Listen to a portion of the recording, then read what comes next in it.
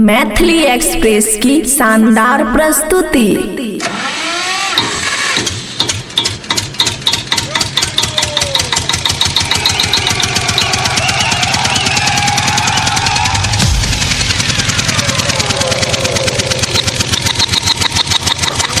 अरे ए डीजे वाला, हम तो बंगाल के छौरी हई। हमार ठुमका लगावे से पहले तोहार जनरेटर के तेल खत्म हो गई। तो कैसे ठुमका लगाई हो? डीजे मनीष जॉनसन, खुशी रिकॉर्डिंग स्टूडियो बलुआहा। बरतिया तैयार छे, सरतिया तैयार छे, बरतिया तैयार छे, सरतिया तैयार छे।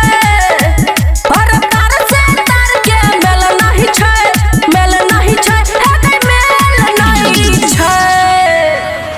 कि डीजे वाला के जरन है डर में तेल नहीं छे। कि डीजे वाला के जरन डर में तेल नहीं छे। बरतिया तैयार छे, सरतिया तैयार छे, तार से तार के मेल नहीं छे, मेल नहीं छे, हे मेल नहीं छे। कि डीजे वाला के जरन है डर में तेल नहीं छे। कि डीजे वाला के जरन डर में तेल नहीं छे।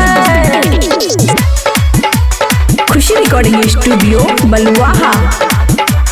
डीजे वाला के जरन डर में तेल नहीं छे। डीजे मनीष जॉनसन,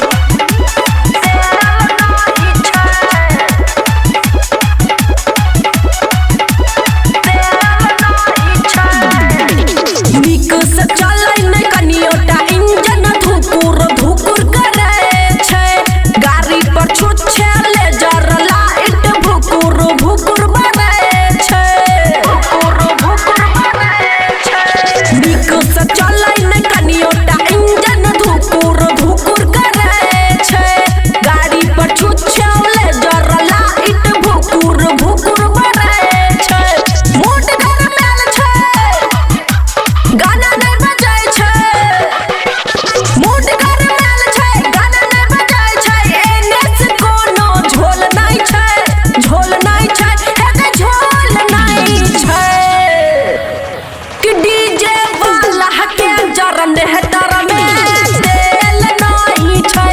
कि डीजे वाला के जरन डर में तेल नहीं छै। मिक्स बाय ताज तन्हा।